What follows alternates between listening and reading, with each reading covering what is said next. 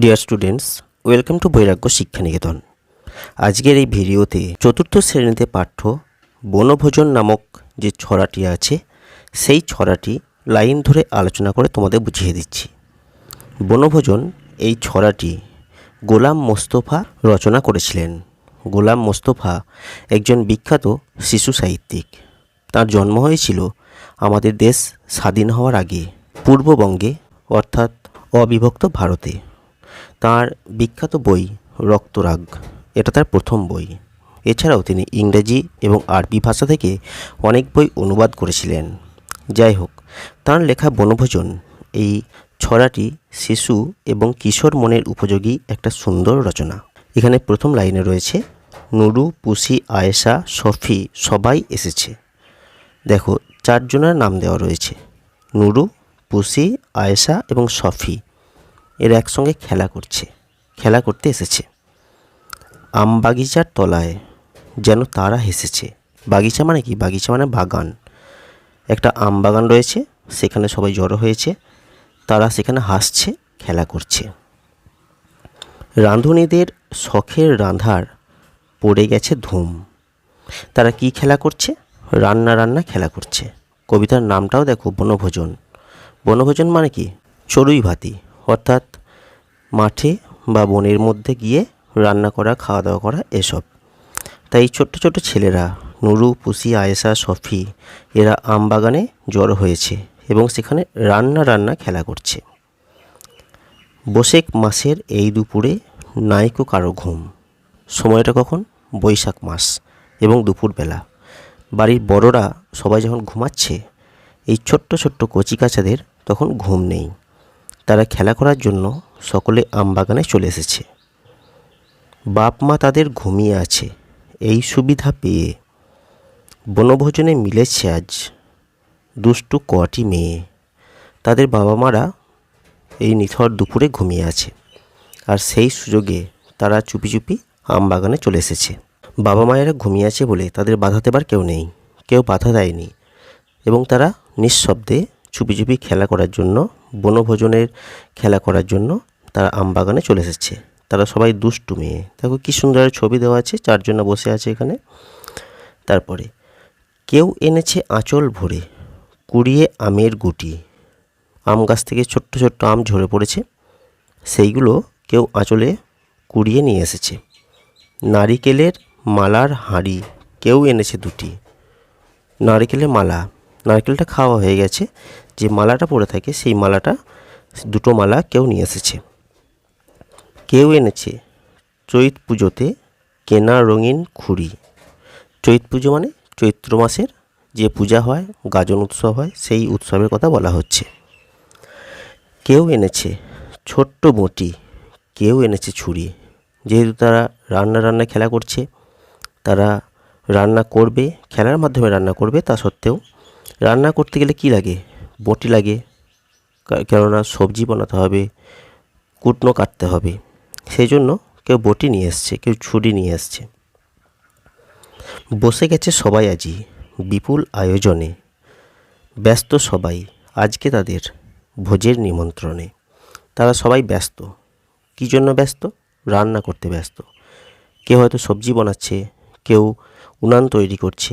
অর্থাৎ রান্না করতে গেলে যা যা প্রয়োজন হয় তারা সংগ্রহ করে নিয়ে এসছে, এবং বনভোজনের একটা আয়োজন তারা সেখানে করেছে, সেই জন্য তারা ব্যস্ত।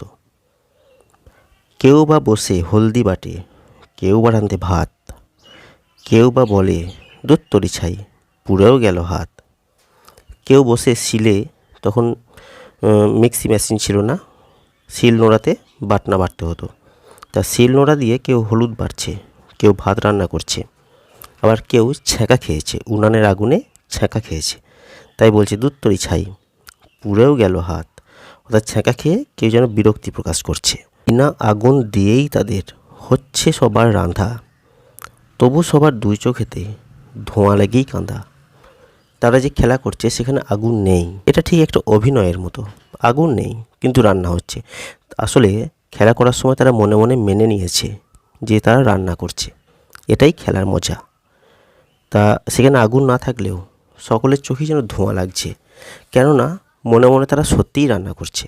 বাস্তবে তারা রান্না না করলেও তাদের মন যেহেতু মেনে নিয়েছে সেখানে রান্না হচ্ছে, তা রান্না হচ্ছে, উনান জ্বলেছে, ধোঁয়া তো লাগবেই।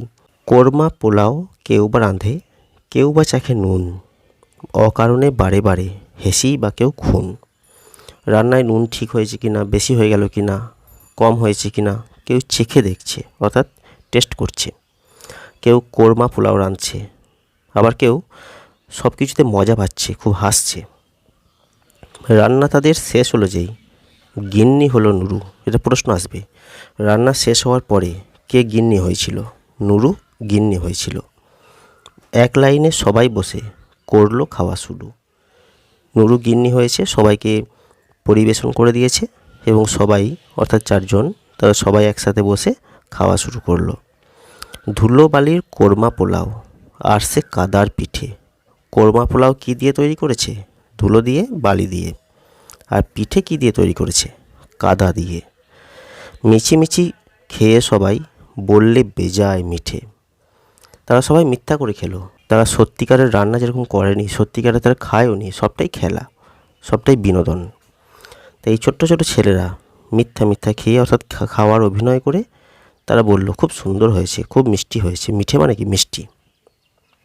এমন সময় হঠাৎ আমি পড়েছি যেই এসে, পালিয়ে গেল দুষ্টুরা সব খিলখিলিয়ে হেসে।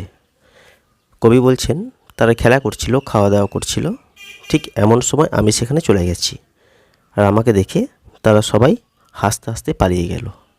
তারা কিছুটা সংকোচে, কিছুটা লজ্জা নিয়ে সেখান থেকে পালিয়ে গেল।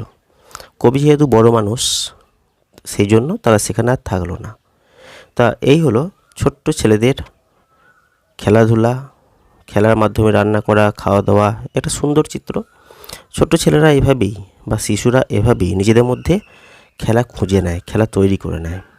তো এখানে দেখতে পাচ্ছ, এখানে খেলার উপকরণ বলতে, যেহেতু এটা গ্রামের পরিবেশ, আমবাগান রয়েছে, ধুলো কাদা রয়েছে, তা এগুলোই খেলার উপকরণ। তারা আর্টিফিশিয়াল খেলার কথা এখানে নেই, তারা নিজেদের মধ্যেই এই পরিবেশ থেকে খেলার উপকরণ খুঁজে নিয়েছে এবং তা দিয়ে খেলা করেছে। তা এই হলো বনভোজন কবিতা, তার লাইন ধরে আলোচনা। এবার চলে এসো এর হাতে কলমে অংশে যে প্রশ্ন আছে সেই নিয়ে। প্রথমে আছে গোলাম মোস্তফা কোথায় জন্মগ্রহণ করেছিলেন? এর উত্তর দেখো, এই যে হলুদ রঙের যে ছক করা আছে তার মধ্যে গোলাম মোস্তফার জীবনের কাহিনী, তার লেখা বই সেসবের উল্লেখ আছে, তা সেখানেই উত্তরটা দেওয়া আছে। তা প্রথম লাইনেই দেওয়া আছে, অধুনা বাংলাদেশের অন্তর্গত ঝিনাইদহ জেলার মনোহরপুর গ্রামে গোলাম মোস্তফা জন্মগ্রহণ করেছিলেন। পরের প্রশ্ন, তাঁর দুটি কবিতার বইয়ের নাম লেখো। অনেকগুলো বইয়ের নাম এই অংশে দেওয়া আছে, হাসনাহানা, ভাঙা বুক, সাহারা, এগুলো তার বইয়ের নাম। 3 দাগে বলা হয়েছে কবিতাটিতে কারা খেলতে এসেছিল। তোমরা লক্ষ্য করেছো নুরু, পুসি এরকম 4 জনের নাম দেওয়া আছে, সে নামগুলো এখানে লিখতে হবে। বাগিচা শব্দের অর্থ কী? বাগিচা শব্দের অর্থ হলো বাগান। রান্নার জন্য তারা কি কি সঙ্গে নিয়ে এসেছিল? রান্না করতে গিয়ে তাদের বাটনা বাটা বা সবজি কাটার জন্য কিছু উপকরণের প্রয়োজন হয়েছিল, সেগুলোই তারা সঙ্গে নিয়ে এসেছিল। যে বস্তুগুলো তারা নিয়ে এসেছিল কবিতার যখন লাইন ধরে আলোচনা করছিলাম নিশ্চয়ই সে কথাও বলে দিয়েছি। কবিতায় কে মিছিমিছি গিন্নি সেজেছিল? দেখেছো নুরু বলে একজন, সে গিন্নি সেজেছিল। এরপরে কবিতায় ওদের খেলার মাঝে কে এসে পড়েছিল? তা কবিতায় যখন খেলা করছে বাচ্চারা, তখন কবি অর্থাৎ গোলাম মোস্তফা তিনি এসে পড়েছিলেন। মিছিমিছি কী কী খাবার রান্না হয়েছিল? কোরমা, পোলাও, পিঠে এইসব রান্না হয়েছিল। 4 দাগে বলা হয়েছে যেটি ঠিক সেটা বেছে নিয়ে লেখো। প্রথমে দেওয়া আছে কবিতাটিতে কয়টি মেয়ের কথা বলা হয়েছে, অর্থাৎ 3, 4, 5 কয়টি মেয়ে ছিল? 4টে মেয়ে ছিল। বিনার, এবার এখানে অপশান দেওয়া আছে আগুন, জল, কাদা দিয়ে তাদের রান্না হচ্ছে, তাহলে বিনা আগুন দিয়ে তাদের হচ্ছে সবার রান্না। পরেরটা আম, জাম, চা, এই 3টে অপশান। বাগিচার তলায় তারা হেসেছে, আম বাগিচার তলায় তারা হেসেছে। এরপরে 5 দাগে বলা হয়েছে শব্দ ঝুড়ি থেকে উপযুক্ত শব্দ নিয়ে শূন্যস্থানে বসাও। ড্যাশ মাসের এই দুপুরে নাইকো কাটো ঘুম, বৈশাখ মাসের এই দুপুরে। তারপরে নারিকেলের মালার ড্যাশ কেউ এনেছে 2টি, নারিকেলের মালার, এবার শব্দ ঝুড়িতে চলে এসো। এখানে কি রয়েছে? নারিকেলের মালার উত্তর হবে হাঁড়ি। তারপরে কেউ এনেছে ছোট্ট মোটি, কেউ এনেছে ছুরি, শব্দ ঝুড়ির মধ্যে রয়েছে ছুরি। বসে গেছে সবাই আজি ড্যাশ আয়োজনে, বিপুল আয়োজনে। এমন সময় হঠাৎ ড্যাশ পড়েছি যেই এসে, এখানে হবে আমি, আমি পড়েছি যেই এসে। চলে এসো পরেরটায়। এখানে দেওয়া আছে ক স্তম্ভের সঙ্গে খ স্তম্ভ মিলিয়ে লেখো। ক স্তম্ভে দেওয়া আছে নুন, আর খ স্তম্ভে আছে লবণ, এই দুটো মিলবে। পরেরটা ধোঁয়া, এর সাথে মিলবে ধূম। বিপুল, এর সাথে যেটা মিলবে সেটা হচ্ছে বড়। আগুন, অগ্নি, ঘুম, নিদ্রা, আর বাগিচা, বাগান। এরপরে দেখো শব্দার্থ দেওয়া আছে। শব্দার্থ অবশ্যই তোমরা পড়বে। অনেক শব্দের একই অর্থযুক্ত ভিন্ন ভিন্ন শব্দ তোমরা এখানে শিখতে পারবে। এরপরে সাতের দাগের বলা হয়েছে নিচের বর্ণগুলি যোগ করে শব্দ তৈরি করো। এগুলো বর্ণ বিশ্লেষণ করে দেওয়া আছে, নতুন নতুন শব্দ এখান থেকে তৈরি হবে। প্রথমে কি হবে? সবাই, তারপরে রাঁধুনি, তারপরে বাগিচা, তারপরেরটা ব্যস্ত, তারপরে দুষ্টু। তারপরে এলোমেলো বর্ণগুলিকে সাজিয়ে শব্দ তৈরি করো। প্রথমে যে শব্দটা তৈরি হবে সেটা হবে নারিকেল, তারপরে বনভোজন, অকারণে, আয়োজন, নিমন্ত্রণ। এরপরে বর্ণ বিশ্লেষণ করো। গিন্নি কি হবে? গ হ্রস্বই, দন্তান্ন, দন্তান্ন হ্রস্বই। আঁচল, আ চন্দ্রবিন্দু, চ অ ল অ। নিমন্ত্রণ, দন্তান্ন হ্রস্বই, ম অ, দন্তান্ন ত র অ, ন অ, অর্থাৎ মূর্ধন্য অ। কোর্মা, ক ও র ম আ। রঙিন, র অ, ইঙ হ্রস্বই, দন্তান্ন অ। এরপরে কবিতাটিতে অন্তমিল আছে এমন 5 জোড়া শব্দ লেখো, যেমন ধুম, ঘুম, এরকম অন্তমিল রয়েছে। তো কবিতার প্রত্যেক লাইনের শেষে যে শব্দ রয়েছে সেখানে অন্তমিল দেওয়া আছে। তোমরা নিজেরাই এটা তৈরি করে নাও। এরপরে দেওয়া আছে কবিতায় ধুলো বালি দিয়ে কোরমা পোলাও ও কাদা দিয়ে পিঠে তৈরি কথা বলা হয়েছে। মেচিমেচি রান্নাবাটি খেলায় আর কি কি ধুলো বালি কাদা দিয়ে তৈরি করতে পারো তা লিখে জানাও। দেখো তোমরা কাদা এবং বালি দিয়ে কি করতে পারো? ঘোড়া, কাদার হাতি, কাদার গাড়ি এসব তৈরি করতে পারো। এবং তোমরা আরও কি কি করতে পারো তা নিজেরাই একটু ভেবে নাও। এরপরে বাক্য রচনা করো। বনভোজন, একটা বাক্য রচনা করলে হবে আমরা সবাই গত বছর বনভোজন করেছিলাম। বাগিচা, আমাদের একটি আম বাগিচা আছে। আঁচল, আঁচলে করে রিমি 2টি আম নিয়ে এসেছে। ছুরি, সে ছুরিতে হাত কেটেছে। নিমন্ত্রণ, আমি তোমাকে নিমন্ত্রণ করছি। এরপরে নিচের প্রশ্নগুলির উত্তর নিজের ভাষায় লেখো। প্রশ্ন হচ্ছে নুরু সফিরা দুপুরবেলায় ঘুমায়নি কেন? তারা দুপুরবেলায় কেন ঘুমায়নি? তারা খেলা করবে বলে। তারা আমবাগানে এসেছে, সেখানে রান্না খেলা করবে বা বনভোজন খেলা করবে। পরের প্রশ্ন, কবি এসে পরে সবাই পালিয়ে গিয়েছিল কেন?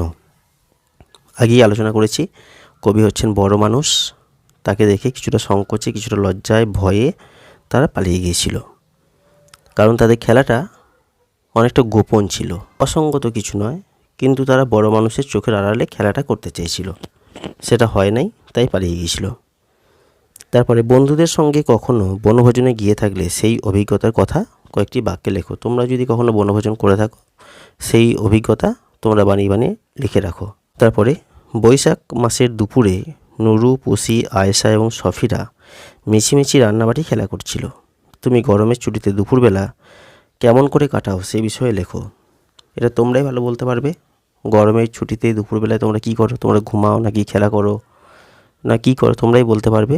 তা সেই অভিজ্ঞতা একটু খাতা কলম নিয়ে বসো, সুন্দর করে সাজিয়ে লেখো। কেমন লাগলো এই আজকের এই আলোচনা কমেন্ট করে জানাবে। যদি ভালো লাগে ভিডিওটিকে লাইক করবে, শেয়ার করবে আর অবশ্যই চ্যানেলটিকে সাবস্ক্রাইব করবে।